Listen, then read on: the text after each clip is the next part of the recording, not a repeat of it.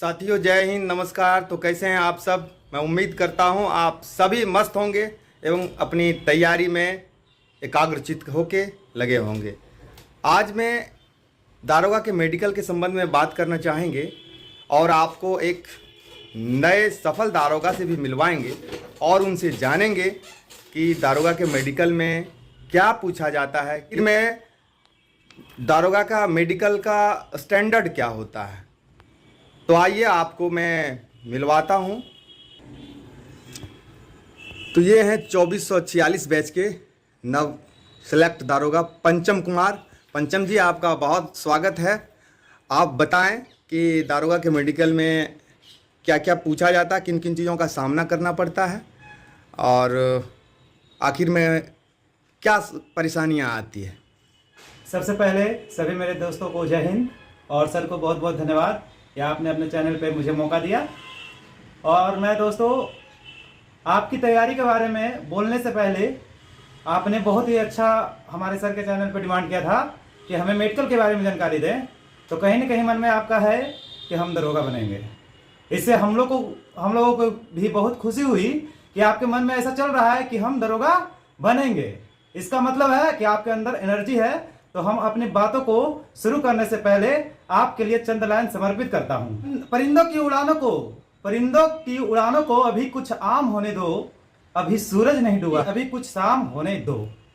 और इस लाइन से हम अब आगे आपको बताते हैं। कहा जाता है कि आप जो सोच रहे हैं वो उड़ान है, उसको कुछ आम होने दीजिए। आम होने का मतलब है जब आप सेवा में आ जाइएगा तो आप सबके लिए आम हो जाइएगा। और सूरज नहीं डूबा है, अभी कुछ शाम होने दो। तो अगर अभी जीवन में कुछ परेशानी चल रही है, बहुत पड़ोसी या रिश्तेदार ताने मारते हैं, मेरे साथ भी ये घटना हुई है। और क्योंकि मैं 2 बार लगातार दरोगा का पीटी मेंस क्वालिफाई किया हूं और अंतिम में 2446 में सिलेक्ट हुआ हूं, तो ये चीज हम समझते हैं कि जब आदमी सफल हो जाता है ना, तो उसे कहा जाता है कि तुम डूब गए। हमारा बिहारी लैंग्वेज, हमारी मातृभाषा है कि तुम डूब गए। उन्हीं के लिए चंद लाइन थी। परिंदों की उड़ानों को अभी कुछ आम होने दो, अभी सूरज नहीं डूबा, अभी कुछ शाम होने दो। और अब मैं आपको मेडिकल से संबंधित जानकारी देता हूं। सबसे पहले आप पढ़ाई पे ध्यान दीजिए। मेडिकल कुछ नहीं है बिहार दरोगा का, और है भी बहुत कुछ। जानकारी के अभाव में अगर आप पहले प्रिपरेशन कर रहे हैं दरोगा का, तो जानकारी सबसे पहले ये रखिए कि आपकी हाइट क्या है। तो सबसे पहले अपने नज़दीकी जो फिजिकल एकेडमी है वहां से आप अपना हाइट चेक करवाएं। बहुत ही इंपॉर्टेंट है कि हाइट चेक करवाएं, क्योंकि अगर किसी के चक्कर में रहते हैं आप कहीं भी ABCD के चक्कर में, तो वो आपका कोई मर्जी नहीं है, किसी का कुछ नहीं करा सकता। आपका टैलेंट ही आपको ये डबल स्टार दिला सकता है, नहीं तो किसी में औकात नहीं कि वो आपको दिला सकता है। बिल्कुल। और टैलेंट के साथ साथ आपको सही जानकारी होना चाहिए। नहीं तो कहा जाता है साथियों, एक और कहावत है कि अगर हथियार सही ना हो ना, तो हम जंग नहीं जीत सकते हैं। इसीलिए अपना हाइट, अपना कैटेगरीज वाइज चेक कराएं। दम नियरली जो तैयारी कर रहे हैं अभी, उनके लिए तो ये दम स्पेशल मैसेज है मेरे तरफ से।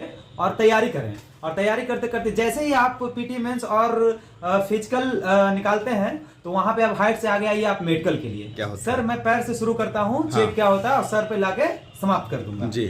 सबसे पहले फ्लैट फुट चेक किया जाता है। ठीक है। सबसे पहले फ्लैट फुट चेक किया जाता है। अच्छा। फ्लैट फुट से आगे बढ़िए आप थोड़ा सा एक स्टेप, तो नॉक नी चेक होती है।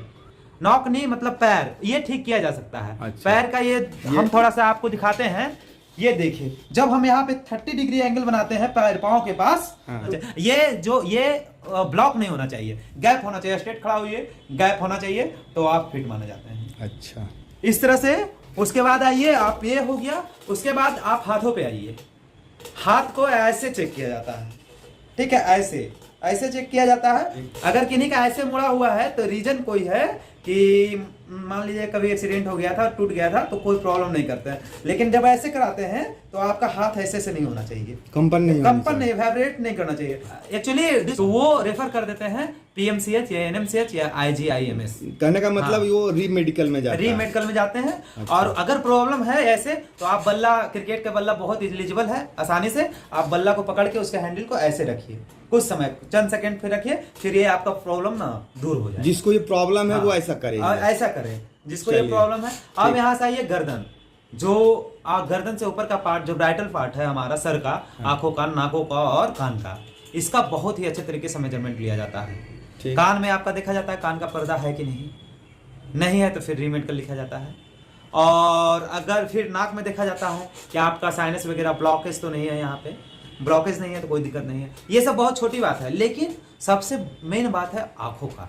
अच्छा। अब आंख में आइए, आंख में आपको पढ़ाया जाएगा। सबसे पहले आंख, अगर आप चश्मा लगाते हैं तो कोई प्रॉब्लम नहीं है।